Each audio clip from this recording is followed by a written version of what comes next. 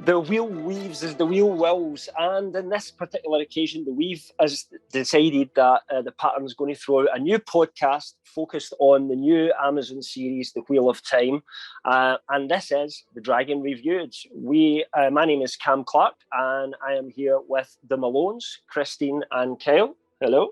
How's it going?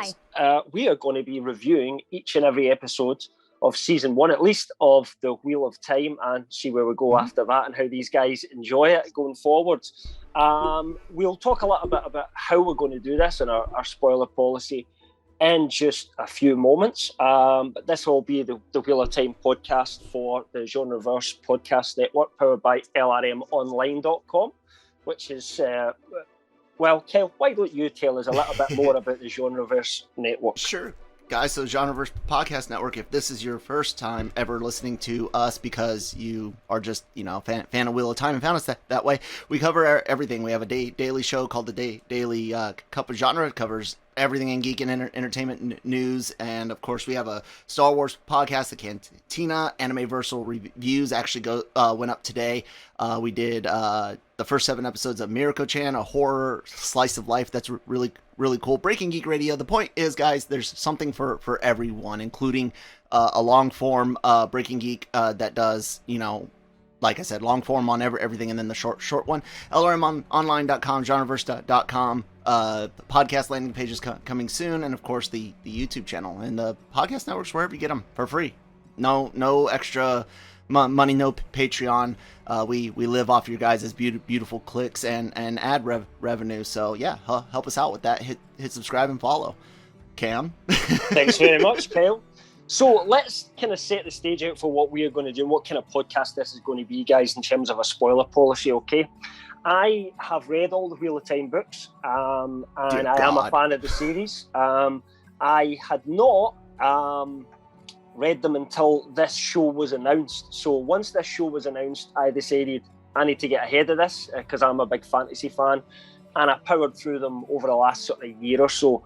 But I managed to get the last 5 books done in under 3 weeks, I think. Jesus Christ.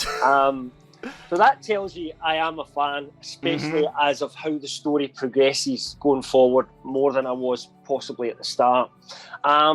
Christine and Kyle, you have never read any of the Wheel of Time books. Nope. In fact, Kyle, you're not much of a fantasy guy, are you really? It's weird because my favorite, game series, including 4 giant tattoos on my legs, is Final Fantasy. No, yeah, fantasy is really hard to get into, and it's got to hit certain notes for me. There's got to be a good balance between the world building, but I can't have too much. Like, I don't need all 10,000 years of your history in the first book. You could spread that out a bit, but there are a lot of really great fantasy tropes and things that come from the genre, and I mean that in a good way, that I do love, and especially when it's blended with something, whether that's science fiction like in a Star Wars setting or horror. Whenever you can add something to it, the action adventure fantasy, I'm definitely more into that, and this kind of seems, at least for the show, like it's adding a little bit more of the action into it, and the first 3 episodes did a decent job of doing the world building. So yeah. Well, I mean, when I read this story, I thought, I wonder if you would like this if you gave it the chance to get to some of the meatier content later on. However, Christine, you do like fantasy a little bit more than Kyle, but you've not read the Wheel of Time books so far, haven't you? No, I'll admit I'm not a strong reader, so I rely more on like TV series and movies, because books can take a while, and I end up getting a book, reading halfway through, and then not touching it again. I'm like, let me start over, and then it's really hard for me. But I do love fantasy, and this this definitely caught my eye, and I wanted it to be like, I don't want to know anything until time to watch. So I haven't been digging at anything. I've just seen trailers and left it fresh. So it's nice. and that kind of leads us on to how we are going to cover spoilers here, because we're not ultimately we will be covering what episode we're covering. So full spoilers for the episode that we're covering, talking about everything that happened in that episode. And we will be going over theories, not my theories, for obvious reasons, because I know the end. We're going to see how good Cam's poker face is when we start giving our theories. Eventually it gets further along, you know, because to begin with it's going to be easy, but later on I'm going to be like, wish I could say something now. Because I think it is a story that isn't immediate to work. You know, you don't. When I read that first book, I thought, I don't know how they're going to do 14 out of this, really.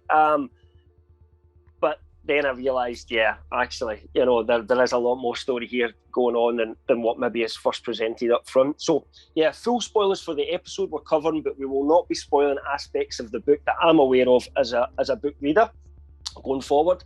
What I will do is possibly talk about some of the changes as they come along in episodes. Well, they didn't do that in the books. You know, that could have an effect further down the line, but I'll always do it with a way that I'm not spoiling people about, especially you two, about what's coming up in the actual story itself. So, we've got 3 episodes to cover this week, obviously, because there was a 3-episode drop. So episode 1, 2, and 3 of season 1. It is going to be 8 episodes long.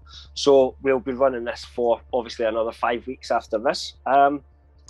Start off with, let's go with Christine first. What did you think of the first 3 episodes, Christine? For me, it's like when I start with something new that's fantasy, it's hard to catch on, like, you know, get all the little details. But it was really interesting.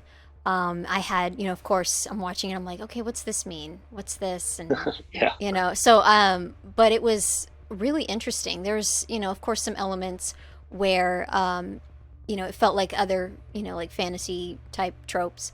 But, you know, it did feel very different. So it was, I really enjoyed it. I don't know how deep you want me to describe how I feel. However you want to, really, I suppose, is up to yourself. I suppose how much you want to go into it or not. Okay. I noticed, like, in the very first episode, they put a lot of emphasis on Rand, and I'm kind of wondering why. So it's like there's certain things where it's like I have so many questions. Main sort of, well, I suppose 7 characters that we really concentrate on within those first 3 episodes, if we include Lan and Moraine, who came in from the start. But you think the kind of emphasis was put on Rand more out of those characters, or just the new characters? The young characters? Rand and Egwene, and you know, so it's kind of like I'm wondering what all that is about, especially Rand. I felt like there was more of him, and then it's like wondering, you know, what, you know, still wondering like what's going on with the story. Rosamund's character is Moraine, and like wondering, like, you know, what's her deal. I know that they're looking for something, but it's like, what are you gonna do exactly? So, you know, it's I'm curious to find out more. But yeah, it's like still trying to like follow along and make sure that I have everything filed away into my brain just right. So, I mean, the thing is, whenever you start off with a new sort of franchise, you know, you're not going to know everything right away. You know, you're not going to go into it and understand that world after 2 or 3 episodes, because then the first 2 or 3 episodes would just be complete exposition dumps. You know, it would just be, so this is the story so far. 20 minutes later, we'll actually start the story, kind of thing.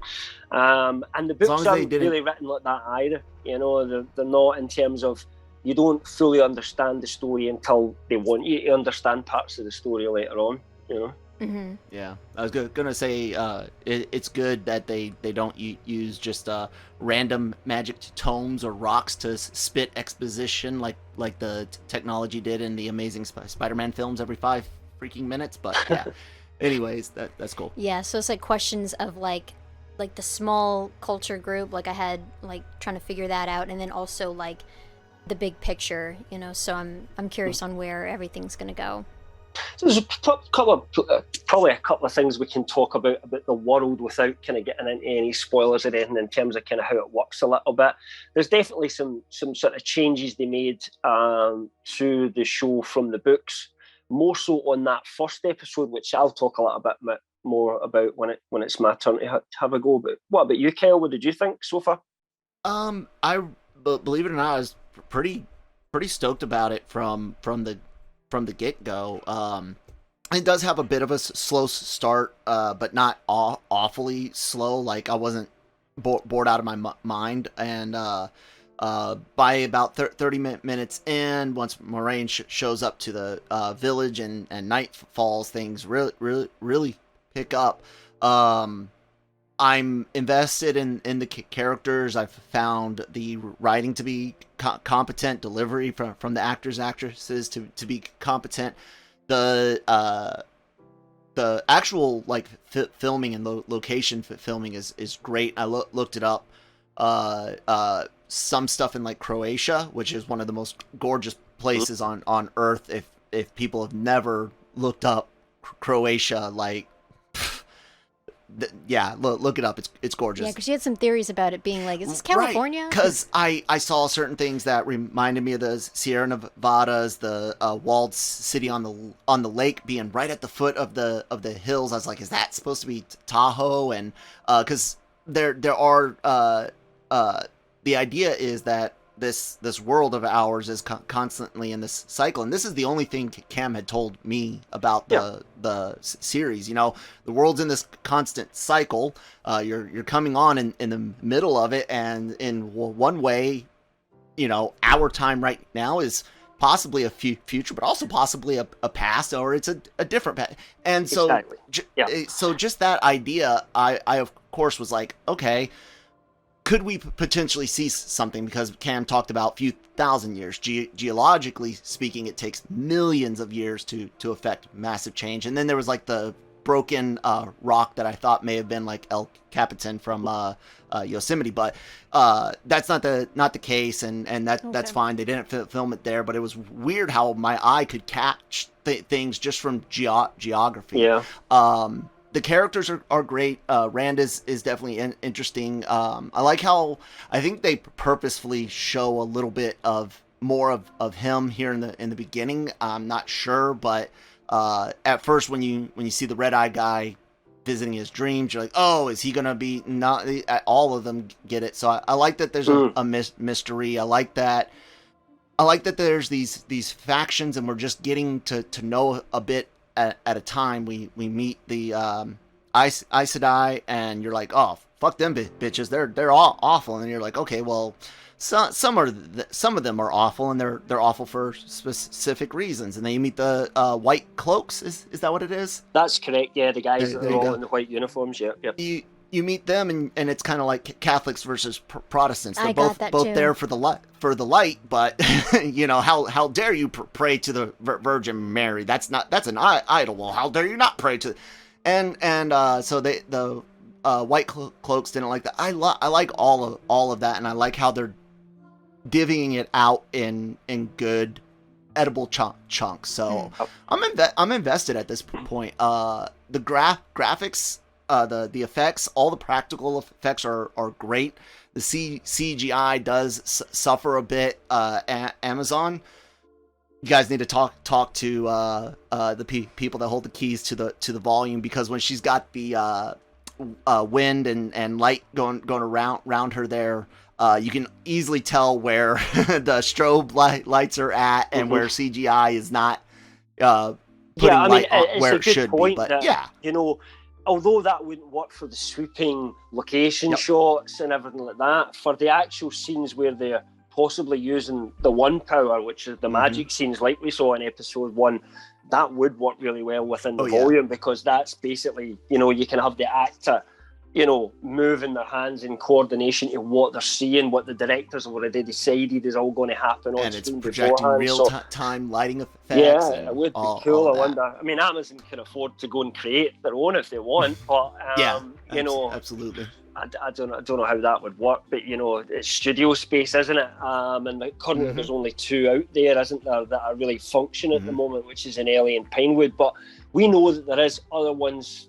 And three more they're building, right? Yeah, 2 or 3. The one we heard about in Atlanta or something, that they were doing some tests for a university that, you know, you know. So possibly that's technology that by the time they get later on in the series, maybe they would be able to employ. But at the moment, yeah, I get that. And I would finish off with this. Everyone online, of course, has a talk show radio host. I don't know if he originally coined the term, probably not, but the history of now and forget tomorrow. Everyone online is, Game of Thrones.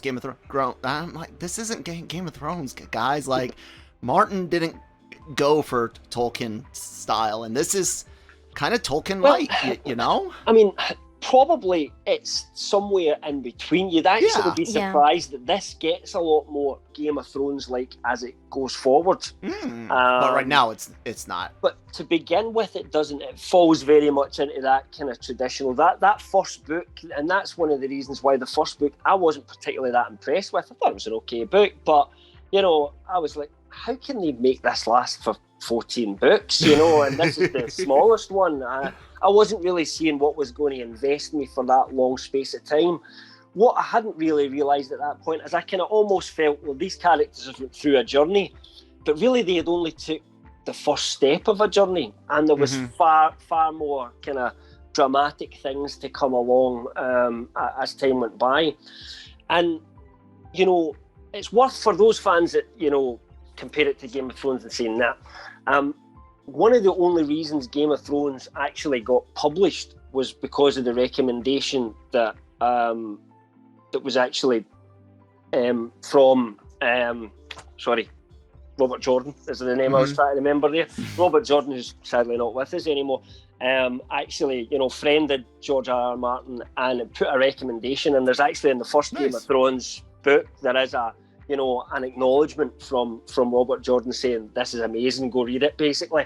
And Martin was also a fan of Robert Jordan. And actually, what I think a lot of Game of Thrones was a lot of the style that Robert Jordan sort of pioneered, which had never been done in fantasy before, which was an ensemble kind of side of things. So all these characters that you're spending time with, I wouldn't ever say there's one or two main characters. There is about 4 or 5 main characters all the time, all the way through it, and various other points of view that we get to see more characters that will be introduced later on that are important characters as well. So it's very much told from different people's points of view.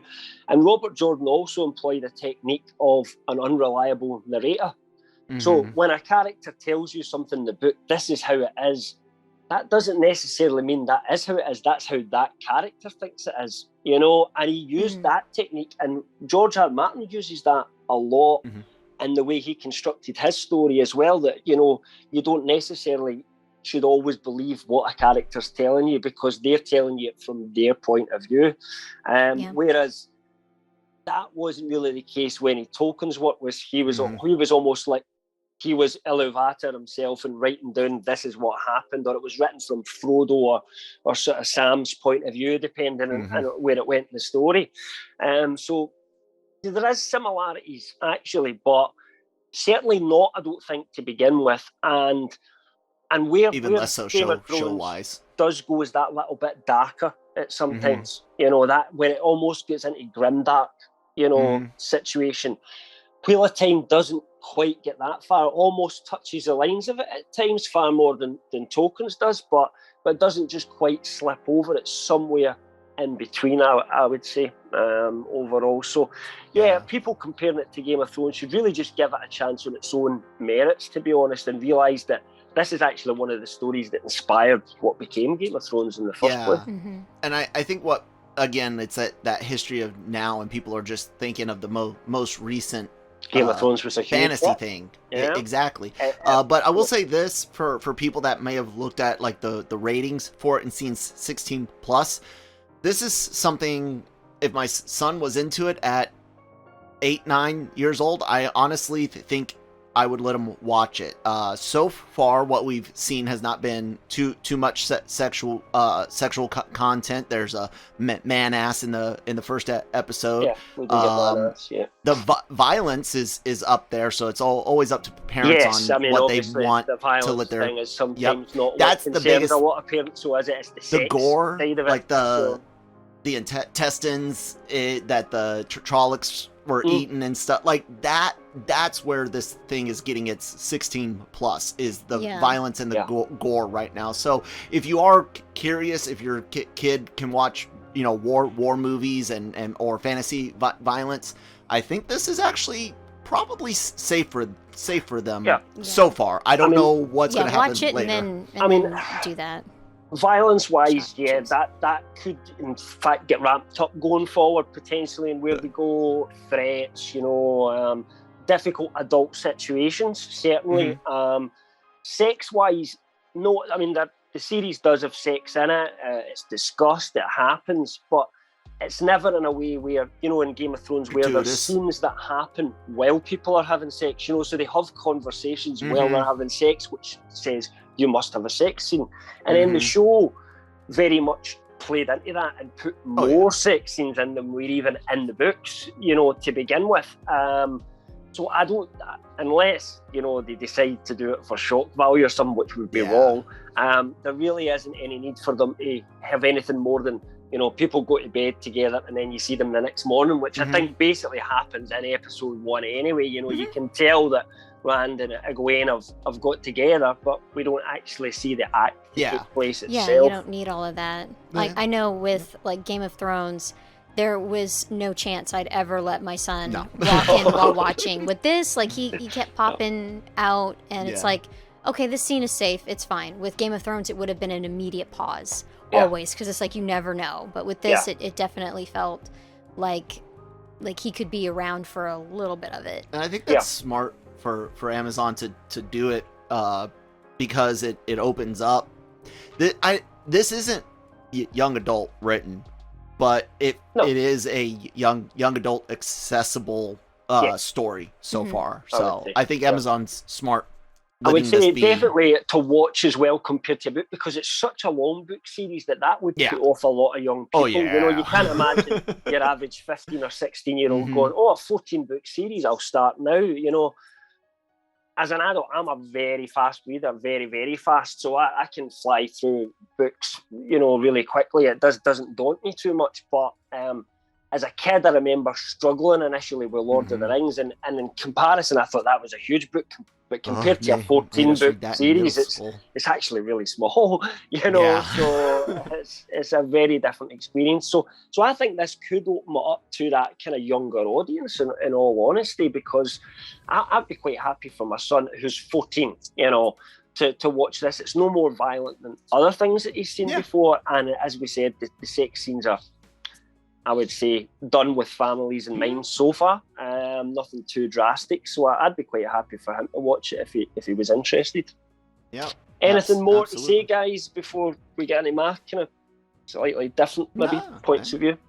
We're all set. So from my point of view as a book fan, it's funny that you said you liked how it didn't take too much time at the start, because I think a lot of book fans felt it was really rushed at the start, because the time that they take from starting it to that winter night fight and then leaving the Two Rivers doesn't feel that we really spent much time with the characters before all this. It's quickly, let's just get them into where they need to be and get them on the road. And there were some things added in as well, which weren't in the books. And to me, I didn't necessarily feel that they added any value. One of the things that has been a big bone of contention, and I wanted to ask you guys what you thought about this, is when Perrin kills his wife accidentally in episode 1. What did you think about that from your point of view as non-book readers? Okay, well, for me, we've actually been through an experience like that. I didn't kill anyone. Yes. There was a time when my son was really young, and I think it was at the time when I had to get up twice in the middle of the night to give him medicine and feed him, because he had to have it, the medicine on a full stomach. And I was just so tired and so frustrated. I threw a baby bottle cap at the window and caused the alarm to go off, and I was like, oh crap. So I run to go turn it off, and there's Kyle, and I'm like, no, it's fine, but he's got the training to see. You forgot to say I'm pointing a gun at your face. Oh, yeah, exactly. And he's got the training to not, to recognize who it is before you shoot. Military training. Yeah. So I'm telling him, no, it's fine. He doesn't. So for him, he hears noises, and she doesn't let him know that it's coming up. And I felt really bad for this couple because, it's like we've kind of been there in our own, interesting situation. And it's like, I could not imagine if me as a partner had done that to him, because I'm the one that doesn't have the training, and how much that would eat at me. But he doesn't have time to go through it, to grieve very much, because he's on the run. They have to leave. Yeah. Yeah. So it's it's like, I wonder, what's going to happen further down the line, and how much that's going to destroy him. Because I know it would destroy me. I would probably not be able to go with, be like, I'm done, like whatever. So, I'm wondering where that's going to go with that. And, cause that's something that's so hard. It's that's not something you're going to go over quickly, is it? Yeah. No. Yeah. So it's, no. Yeah, but taking any life thing, is right? difficult. That doesn't happen in the books. Perrin isn't even married in the books. He's a blacksmith, but he's not even married. So this is something that they've added in, and it's something that I don't know if you know that the person who finished this book series is a man called Brandon Sanderson, who's an author in his own right, Mistborn, etc. When Robert Jordan passed away before he could finish the series, and his wife chose Brandon Sanderson to finish it, and he wrote the last 3 books of the series. So he's not been involved in terms of the writing of this series, but they ran things past him, let's say. And the one thing he disagreed with about their decisions was this. He didn't think it was a good idea to do this, because his point of view, as you kind of said, Christine, is this is not something that you go over very quickly. So why bring such a dramatic event like that in at such an early stage of his development? Now, I don't know why they've done that. The only thing I can think of, it might be that they've not quite worked out how to deal with his character, because he's a very taciturn character, Perrin. A lot of what you find out about Perrin in the books is in his head, what he's thinking about and considering about the situations that are going on, but he isn't saying very much very often, and it comes across very standoffish and a bit like a gentle giant, if you like. So I wonder if this is their way for trying to kind of get round why he's so sort of taciturn and closed off at this point of the story. I don't know. Yeah, but some people just have that kind of personality anyway, so there was no need for that. If they really wanted him to go through this trauma, traumatize their character, it could have been like, someone from the village come in and it be someone else instead of it being a spouse. Rather than being as close as a wife. That's what I think as well, Christine. They could have did that and not have it, it could just be someone you knew, someone that you saw them talking to at the bar, like, the night before or something like that. Someone that said, how are you? And he's just like, I'll see you tomorrow, Someone who you knew they had a friendship, but wasn't, super close, would have, I think, worked better.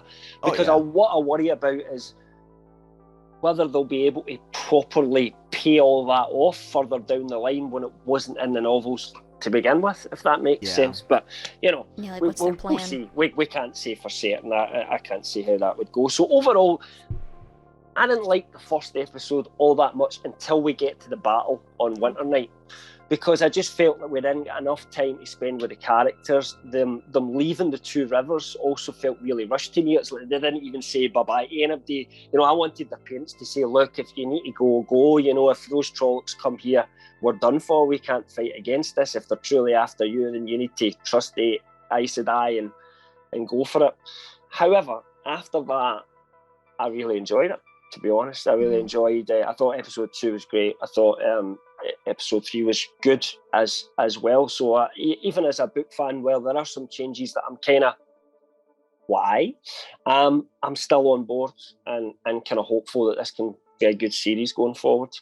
Yeah, because I mean, you don't want like a Psycho situation where it's like too much of the original story, like the remake of the movie. Yeah, you can't do that. I mean, it just books, because you spend so much time in characters' heads, you just can't do that in a visual medium. So there's always going to be changes.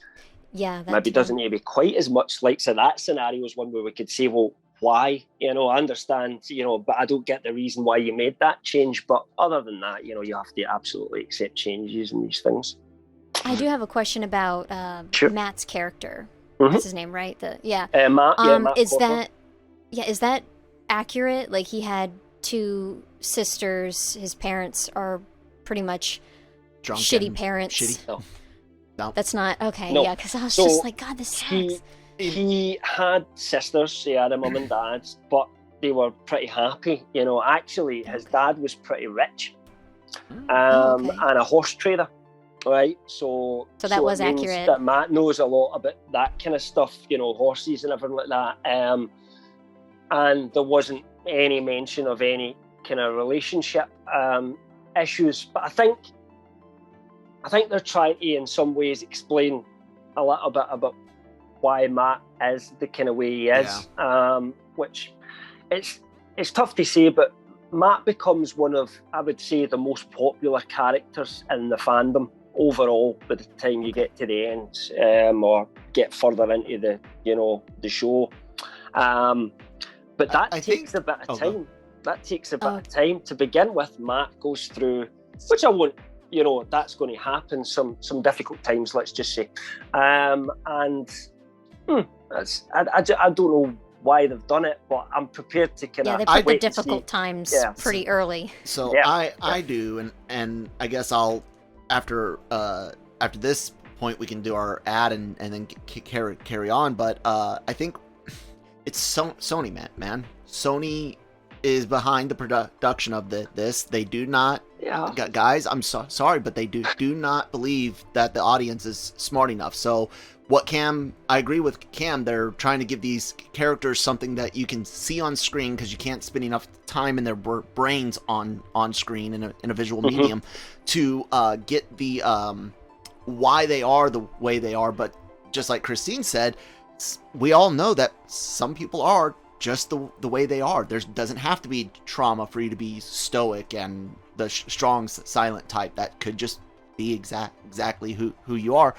But Sony Pictures has no faith in your ability to think, ladies and gentlemen. I'm sorry to tell you that. But that's what I think it is. I think Cam's on to why. Carry on too far into the series. I hope things get better and they trust the audience more, because let people.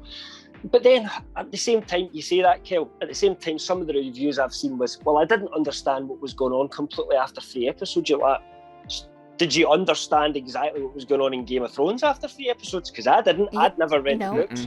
I didn't have a clue what was going on, but I just wanted to know what this world, I was intrigued to find out more.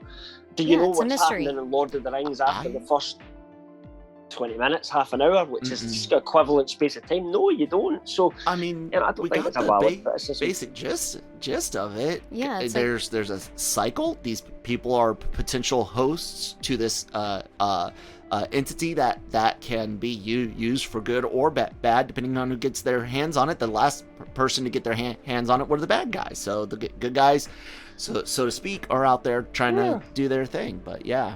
It's interesting. You ready for? Because let's cover an advert and then we'll carry on. Okay, there we go. All right, guys. Grow Generation, take it away. Grow Generation, where the pros go to grow. For all of your cultivation needs, Grow Generation has the right products, service and staff to make your grow successful. Go to www.growgeneration.com, where the pros go to grow. All right, Cam, we're done, man. That's it. We're back. Okay. So yeah, just one of the things you were saying before the break there.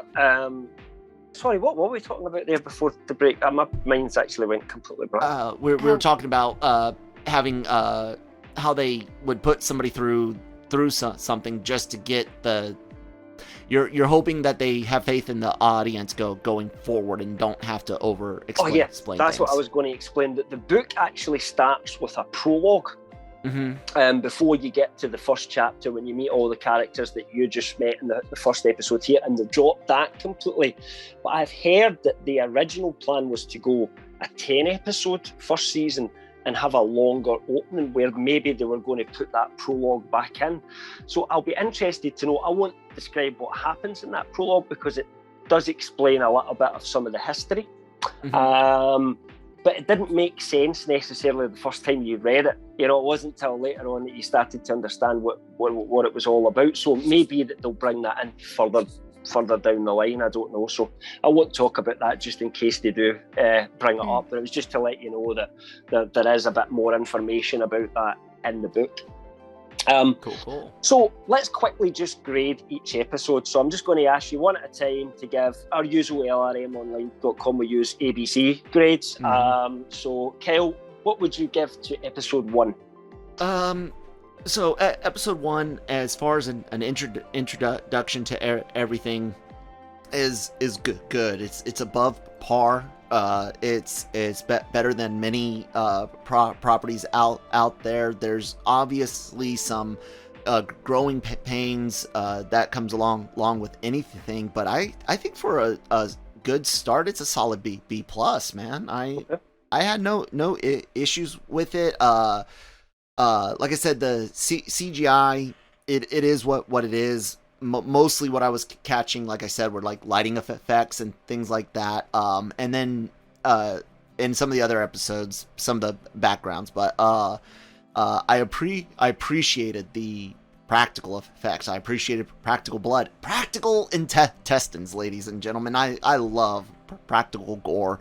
And the Trollocs, or Trollocs? Trollocs. So TROLLOCS. OC. Okay. Trollocs. Got it. So the Trollocs, they're great looking. They're gruesome. They're hairy.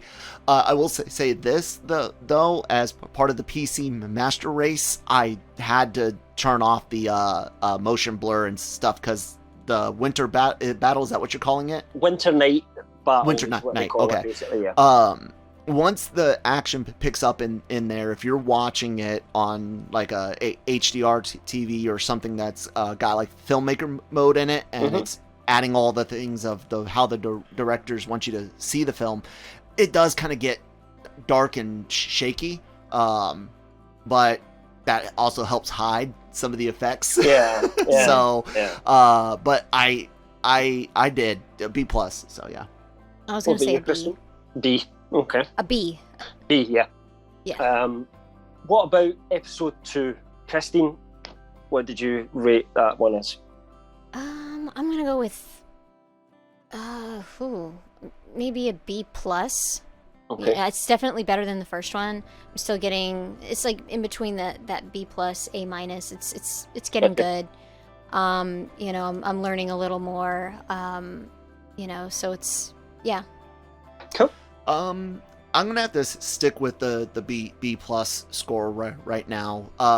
There was no major issues with it. Again, you get to carry on, learn a little bit more. You get your interactions with the White Cloaks, which I'm definitely down to follow them some more. I really like the Questioner. Is that what it's called? Yeah. Yes. In this instance, yeah, that's the way they're classifying that character. Okay. But yeah, the Questioners. So the White Cloaks, they're the Inquisition. They're soldiers, and they're exactly. They're the Inquisition. That is it. Exactly. And I love the because there's always something I've said. I don't like liars, but whenever you have to tell a story, the more truth you can have, the better it is, because lies build up story points that you have to remember, right? And if you can just tell the truth, but make sure that you're able to use that truth in such a way, exactly, you never have to use as much lie. truth as possible. And I loved that scene where the Questioner and Moraine meet up, and she realizes, I can tell the truth. I'm playing this part of a woman that Yeah. I got stabbed by this awesome I need to seek a sister. Exactly. Carries on because of these 3 oaths. So, you know, these 3 oaths are very relevant to what happens in the rest of the plot. So Aes Sedai can't outright lie. But that doesn't mean you always know what they're saying is 100% the truth as well. And that's true of all Aes Sedai throughout the rest of it. And there are some other oaths as well. One strange thing that they kind of seem to omit from the oaths on this was they didn't say, I think they said that you can use the 1 power as a weapon if you're in a direct threat or a direct threat to your sisters or your warders.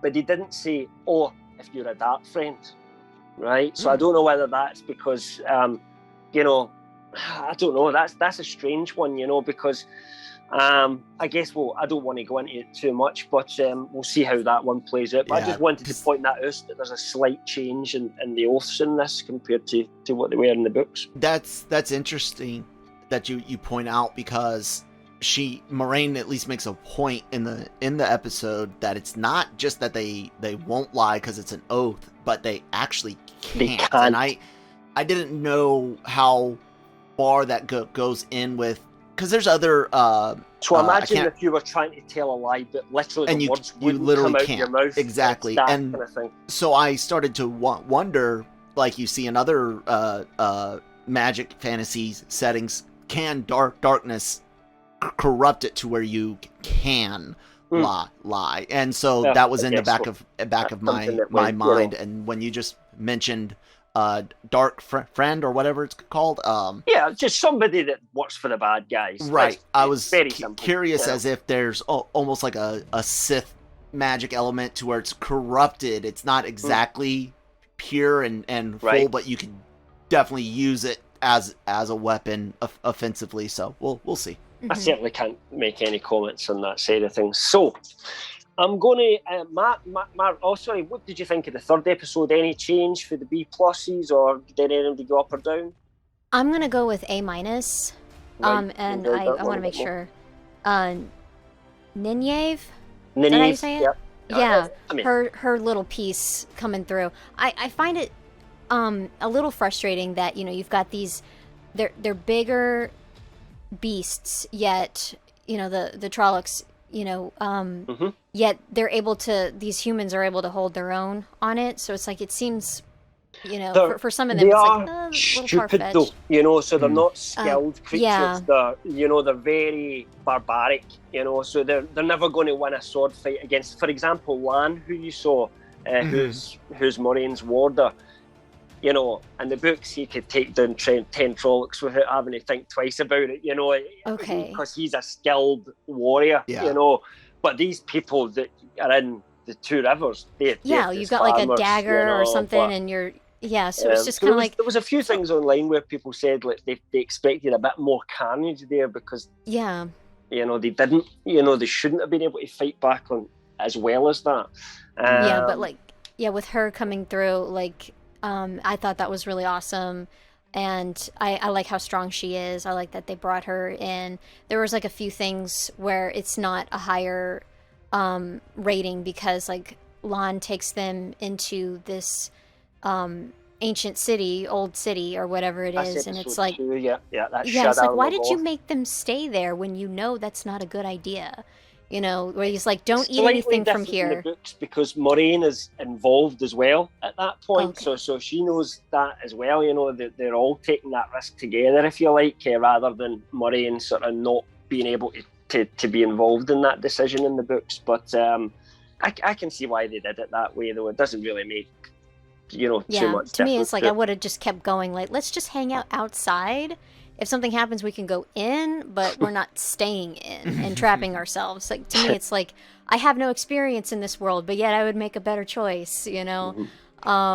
So there was like a few things where it's like, that doesn't quite work for me. Like, that doesn't make sense that he would make that decision because he should be more knowledgeable. But there was just some parts where it's like, it kept me on the edge of my seat. There's like, you know, Nynaeve coming back. I thought that was really awesome, and I'd love to see more of her. It was kind of disappointing, like, oh man, she's dead? That sucks. But no, she's not. Okay, cool. No. So yeah, and then like with them splitting up, Nynaeve, it kept it interesting. She ends up one of my favourite. I didn't love her at first, but I ended up, liking Nynaeve quite a bit actually as things went on. So, Kyle, you any change in the third one from the way you would rate it? Comparatively, I'd bump it up to an A minus as well. The whole way that they have to get split up, the way what's her name escapes and shows up, and how that pays off in the third episode is great. The action is fun.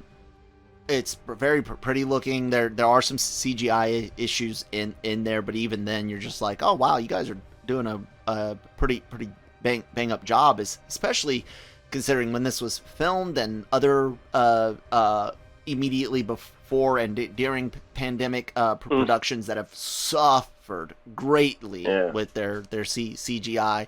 I was overall impressed. So if this is the first A minus and it holds up, then I'm very very excited. Because even though like episode 1 and 2 both get B pluses from me, yeah, the second episode's a better B plus, if that makes sense. Like, I get you. Yeah. So for me, I'm a little bit different. I was B minus for the first episode because I just felt the start was all a little bit clunky, like and they tell things from. It's almost like they're telling the story from Moraine's point of view, whereas the books doesn't. So Moraine's more of this mysterious stranger, and I'm not sure that worked as well. But anyway, the second one was my favourite because that was Shudder Logoth, and I really like that because it gets into the darker elements of the kind of tale. And although there's not a lot of information given about, you have Lan's little story about what happened, but there's more to it than that. This isn't Shudder Logoth's not one of those places where you're never going to go back there again. It's never going to be mentioned again. It does have some importance later on. So, I really enjoyed that. I like the way, although they don't name it, the Mashadar, that black shit basically that's kind of eating up the pavements and coming towards them. That's not how I kind of imagined it in the books, but I liked how they did that. So for me, I kind of had that one as an A minus, and then the third episode a B plus, same as you guys, because I did enjoy that one. I thought it was kind of in between the two of them, and I enjoyed the whole dark friend thing which happened at the end of episode 3 with that girl. I can't believe I got those freaking confused. That whole part there in that the third episode where I forgot about the town where Matt and Rand are at. I absolutely love that. I love the Gleeman. I can't believe sorry guys. We watched 1 and then we watched 2 and 3 back to back. It just feels like one big exactly. It did because it flows so quick in, and I'm trying to remember where the episode breaks are. But yeah, that whole bit there with the innkeeper, barkeep, the Gleeman, great way to introduce more lore. Great way to introduce, hey, there's not just people that are like occultists. There's opportunists here that are like, do you recall like what great things happened for the last person to do that? So I'm gonna do. It's very very interesting. Great way to introduce humor and a much better way to explain, especially Matt versus he's got a shit parents. Yeah, I get it. Yeah, I liked it because it's not. I don't think it's a direct tie to any specific thing that happened in the book. The book spends a lot of time with those two characters going from sort of village to village, and they meet a few bad people on the way who are interested in doing them harm, shall we say, or handing them in, etc. And of course, they do meet Tom Merrilin along the way as well. At first, I didn't like Tom when he comes in at first because of the music that he plays. Now, you as a non-book reader won't have any reference for that. Right. But a Gleeman, how they were described in the books, was they would wear colourful cloaks and they would be doing juggling and dancing, telling poetry or using a harp and singing, beautiful songs, and people were cheering and getting rowdy with it. And whereas that was a very sombre So they did do stuff like that as well, but I just hope that we get to see a more jovial side to him as well at times going forward. It came off but more like that, those. I thought he was great though. Okay.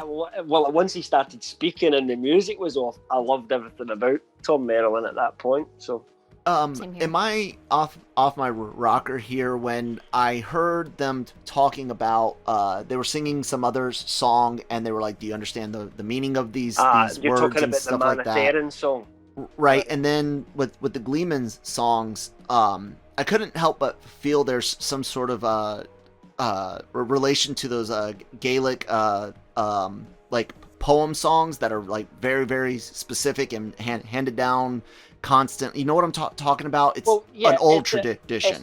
It's a society where Gleeman are who, they don't have a lot of way to pass.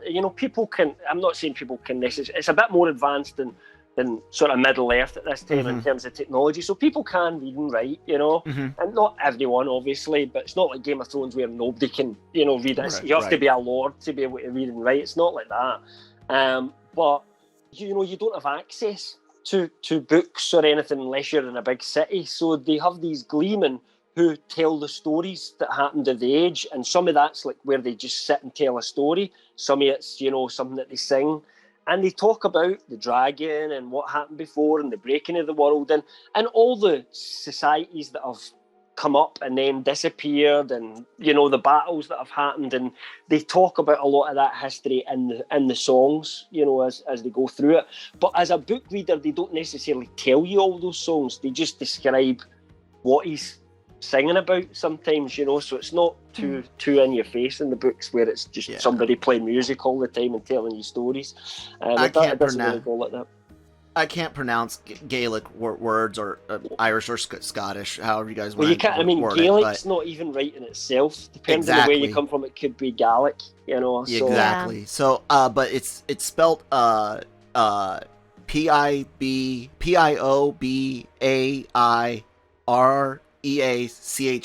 and it's art music, primarily Scottish Highlands, extended compositions with melodic themes. CH in it will be so or something. There, like that. there you go. Does that sound familiar? Am I off my rocker and kind of connecting it to that? I've never learned.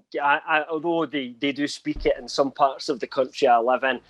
It's small northern parts of the country. You don't learn it in the southern part of Scotland at all. We, southern central, which is where most people live.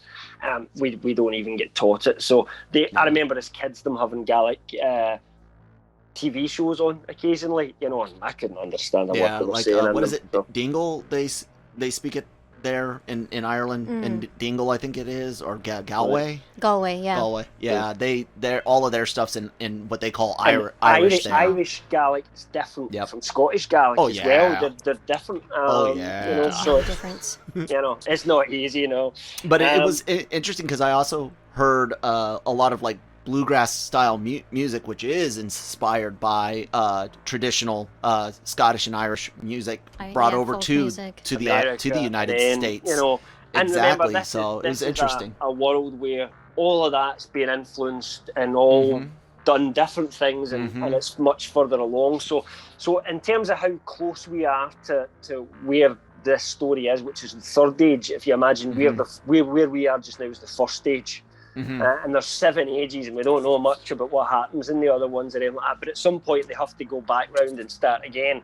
And I won't talk about all the different things that happens in them, but our history is their myths and legends, if you like, at this point. But at the same time, some of what happens in their history becomes our even more warped myths and legends that come all the way back round again. So it's very interesting.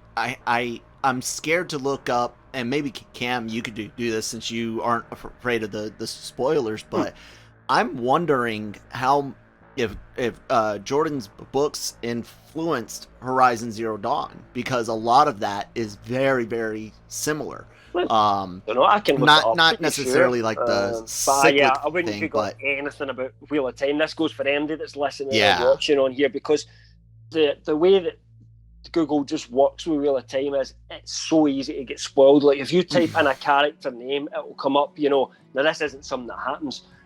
When when Billy loses his head in episode, do you know what I mean? And that's literally how they put it on Google, you know. And there is things like characters possibly losing parts of themselves or characters dying, you know, that they will just spoil right out the blue. So do be careful of Googling that. But the reason I bring that up is they also have a cataclysmic event in which a matriarchal society does kind of pick up, but there's also splinter factions that aren't matriarchal, that are, you know, there's a follower of Hades, so to speak, and the followers of the mother, you know, and then you go on this.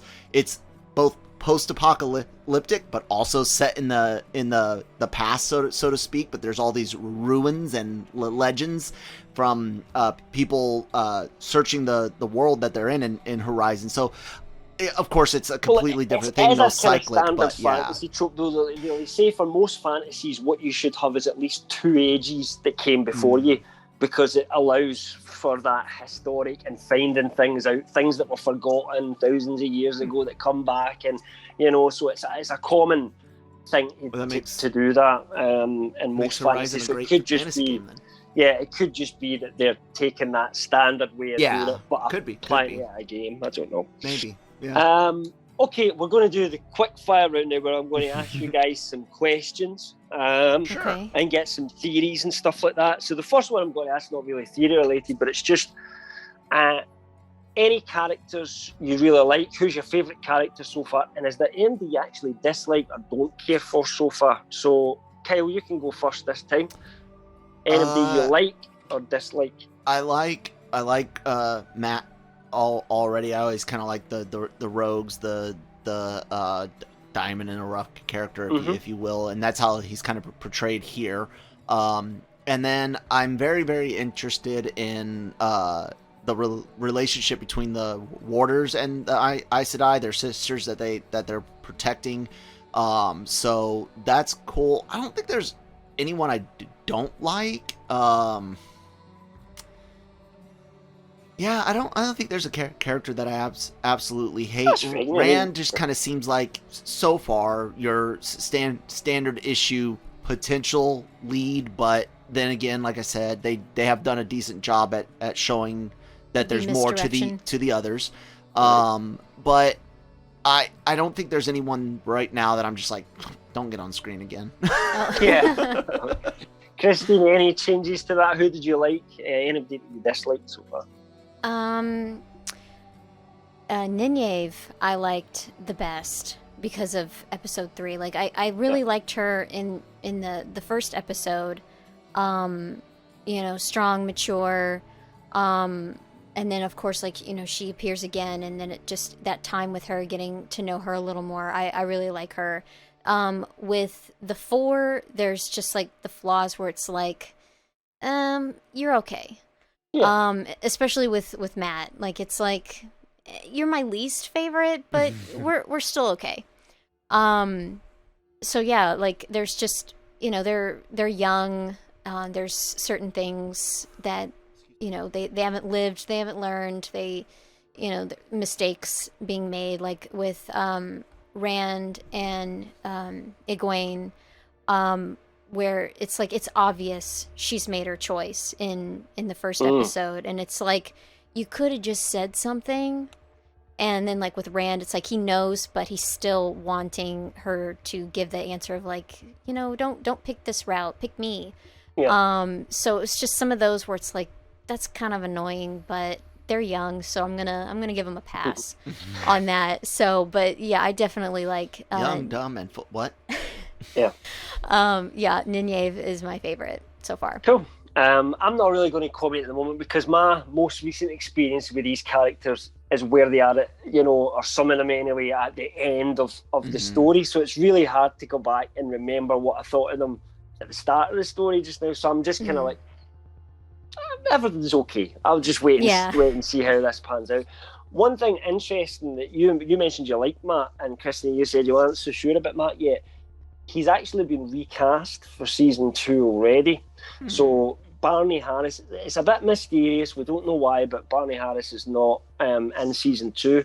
No one's mentioned the reason why. They've just said officially, he's recast as It's I can't remember the guy's name.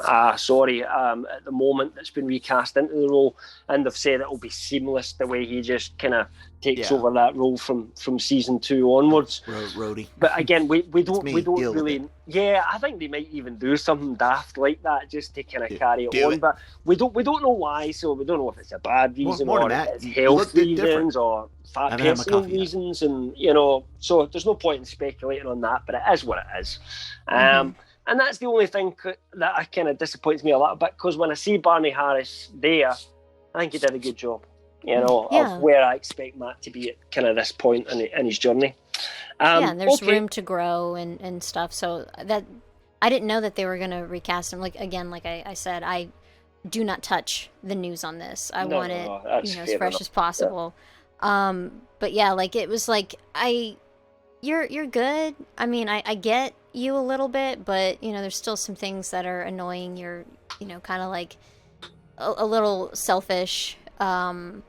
There's some things like it's like absolutely you're pickpocketing, you're gambling, like you suck at gambling. Why did you gamble? Because now you have nothing and you were needing that money. So it's just some of the choices. Again, youth. Sometimes we've made mistakes. Me smiling and grinning, it's just because I'm thinking a million things about what you say and I can't say anything about it. Okay. That might be the funnest part of this podcast is the super fans like yourself reading the book, looking at two casual noobs like, you guys. I wouldn't. Wait, how'd you guess that? A super fan. I mean, since I read the books, I've went into all the theories and all that, because not everything's explained in the books, so there's a lot of things to discuss even after you've finished them. But I'm certainly a fan. I'll say that. Maybe not quite super fun, but there's some of the questions I was going to ask you are things that you've actually covered in the way that you've been talking about it anyway, weirdly. So I'll get on to some more specific stuff, because I was going to ask you, one of the things I was going to kind of ask you about was theories and why women can only use the one power. You kind of covered already some stuff in that area. I was ready, and I also wanted to ask a little bit about Rand and Egwene. Will they stick together? Will they be right? I mean, Christine can already picked that up and she's not sure about that. So I'll ask you something a bit more straightforward since we're coming to the end of this episode. Who's the dragon reborn? Theories. Who is the dragon reborn? It's one of them. Yeah, it is. Yeah, because it's like they've put a lot of focus on Rand, so it's kind of like I'm wondering if it's you or if you're tricking me. Where it's like, let me just cover the romance part of this, and it's like it's not really you. So it's like it's a maybe. I haven't like picked one like, yep, it's you. At first I did, but then I was like, you know what? You're probably messing with my brain. So I'm gonna just lean toward Rand. Leaning towards Rand at the moment. What about you, Kel? Same or? Question. Out of the 4, are any of them different genders than they were in the book? No. Okay. No. And actually, I meant to say that because at first they were kind of promoting it as 5, but did you spot how they worked out it's only between 4 now and Nynaeve isn't really a contender anymore? I mean, part of it was she had with Moraine, she's too old. Mm-hmm. She's too old. She's about 25, 26, so she's not young enough to be as far as Moraine's information is, whereas the other ones are all the same age. Too old to begin the training. Too old you are.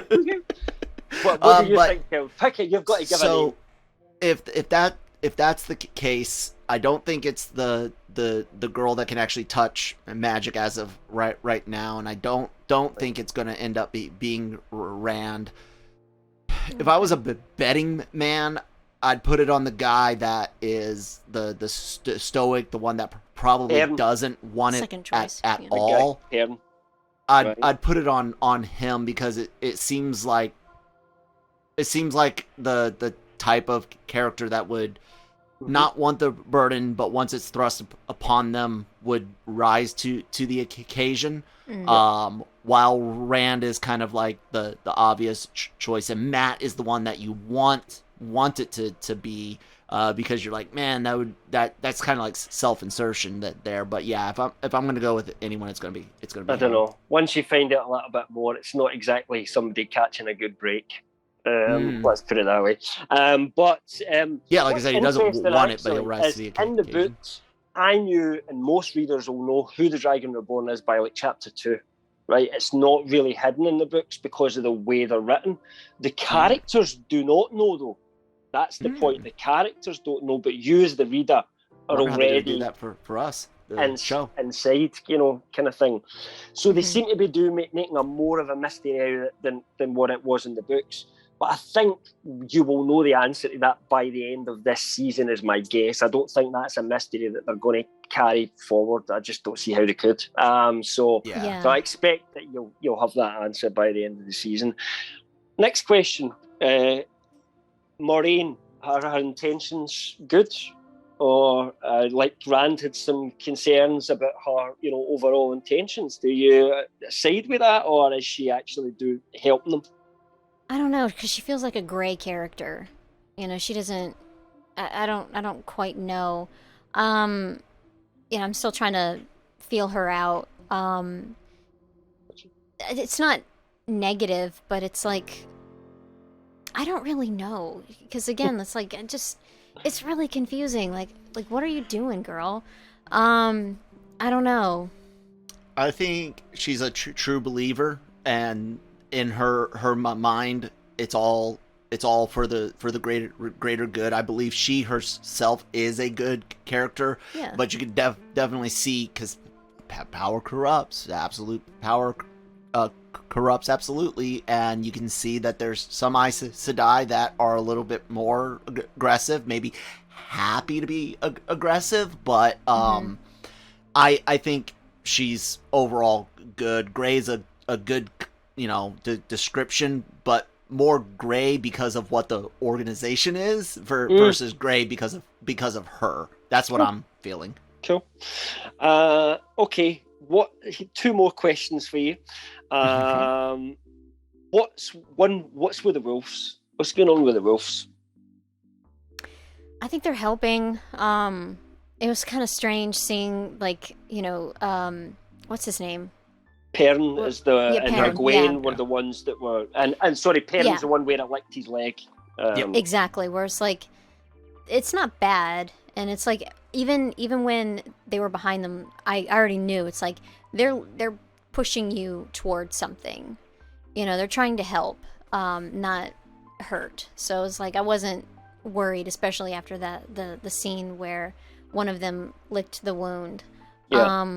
So you never felt of them as being a genuine threat to the two of them? No. So this is part of why I think it is Perrin. Was one of the reasons you're connecting that together? Right. I don't know necessarily that the wolves are from a benevolent source. They're definitely there to assist in a way, but I think there's a potential that they're coming from the dark. And like you said, being led, protected, healed even by licking the wound or something. They don't show if that actually healed them up, but I have a feeling that there's an alternate motive, ulterior motive. Someone's behind the wolves, and I don't necessarily think they're good, but we'll see. But interesting. I don't know, because to me it's just like wolves are very smart animals, but like when you see in a lot of fiction, they're painted in a negative light, and it's like I'm hoping they're not going to go that route. Fantasy has wolf riders in so many things, and it's always like, bad guys riding them. Yeah, so to me, it's like I'm hoping that. Well, we just have to. With the books, you would say read and find out. With the show, it's just going to have to be watch and find out. Unfortunately. All right, last question. Any theories on what's going on with the dreams so far? They all had the same dream, and they make that quite clear, and it had something to do with bats. Yeah, but we only really see it from Rand's point of view. But there was also a figure scene that had kind of fiery eyes. Any theories at this point about what's going on with the dreams or not? I mean, if you just we don't know something, but we don't know, that's fine. Yeah, I don't know. It's kind of strange that they're all. There can be only one, but it's like all four of them are somehow connected in this, and it's really strange. And I can't can't put my finger on anything right now. I'm gonna have to wait, because right That's now fine. it's just a giant question mark. That's fine. You definitely get some from the fades. You get a ring wraith feeling, but it looks like Tom Riddle from Harry Potter and a ring wraith got it on, and the fades are their kids here in the show. Just the format of it, yeah. So I've got in my mind again, just relating to other fantasy properties and even science fiction, to where I don't necessarily think the figure with the red eyes is the big bad, right. but maybe a lieutenant, a right hand man or something like. Yeah, exactly. Side, but not the top dog. Basically. Exactly, and we're looking at, again, like I point to the wolves as potentially influence from there, because we've already seen some positive influence, so to speak, from Moraine and Lan. Is that his name? Mm-hmm. Lan, yeah. And then and so that's what I'm kind of feeling there, is we're looking at someone in the court of the dark. I don't know, because because you said that the Wheel of Time came before Game of Thrones, and the dire absolutely. wolves. Yeah. The dire wolves aren't negative; they're animals. True, but then so to me, dire that's wolves why are I'm real hoping it's not a animals negative that existed. thing. So I think they don't exist anymore, but they were a larger species of wolf that was alive in previous times, and I think pretty much hunted to extinction by humans when we arrived. So I think that was Martin taking a real thing, but saying that it still exists in kind of that world kind of thing. But yeah, I mean, I get what you're saying. It came afterwards, but yeah, I won't say anything. I just won't say anything. That's probably Cam's regretting you and I doing it because this was too analytical. No, I'm joking. If I did this with someone who was also reading the books, it would be a completely different conversation, because you just have to take it to the point of view, right? Spoilers for books are allowed here. This is for book fans, and there's a million podcasts out there that are already for the book fans and people who know far more about the series than I do. And what we're kind of trying to provide is something that people can listen to your theories and watch along with you and find this story from the visual medium for the first time, rather than kind of having to explore the books themselves. So we never even talked about, now that I'm thinking about it, we haven't talked about I don't even remember what the name of the group is. They're like gypsies. The Tinkers. The Tinkers. Right. Okay. They're like gypsies. Yeah, I'm wanting to see more Irish of them. Travellers, if you like, would be a big influence for them, but they very much have their own, they're very different thing. But I guess we will get to talk about them more, I think, a little bit next week, because I think we're going to spend a bit of time possibly next week with Perrin and Egwene, who are currently with those people. So we can probably talk about it. I like the part where they asked them to, do you know the song? And I'm guessing because he had a female that looks like she could be of a certain age, or want to make sure lies is potential, but also Moraine uses a phrase in one of the episodes, words have power, like they mean something. So the fact that they offered them the chance to, hey, here's the important part, can you say this part? I wondered, are they checking if someone can lie or not? And but I also wonder what else the song could mean. I can't say anything. Sorry. Yeah. I'm not looking to you say anything. I'm just trying to read your poker face. Yeah, I mean, there's a lot of the stuff that you're talking about is things that you'll at least get some kind of answers for. I won't say you'll get, even by the end of all 8 seasons, if it goes to 8 seasons, that every question will be answered, because Robert Jordan didn't answer every question. And even there were some things that he left for the writer Brandon Sanderson, who finished it off. And although he wrote them, he didn't know necessarily, he didn't have the answer to what they all meant. So there are some mysteries that died with even Robert Jordan, deliberately so, because he felt that not everything had to be explained within the story. So yeah, there is one ultimate answer to all of that, though, to life, the universe, and everything. It's 42. So whatever we don't find out, it's just 42, guys. Yep. So we'll wrap it up there, guys. So thanks very much for everyone that listened in. We'll be covering each episode. Obviously, this one ran a bit longer because we had 3 episodes to cover, a lot to talk about. But going forward, we will only be talking about 1 episode a week, so it'll probably be slightly shorter, where we kind of review it, give our grades, and then get into any more theories or changes to any theories that anyone has as we go along. And thanks everyone for listening, as I said, or watching, wherever you find your podcasts or YouTube channels. Kyle, Christine, anything you guys want to say before we wrap up? Check out, if you guys are into anime, we are doing a seasonal anime. I mentioned at the beginning on AVR Animeversal Reviews, Mariko-chan. If you are into horror and creepy stuff, this is a really cool show. So check out our episodes 1 through 7 review up right now, and then join us every Sunday for the weekly episodes. All right. I got nothing. Great. All right. Well, I'll see you two again next week Sounds for great. more The Dragon Review. Thanks very much, everyone. Bye.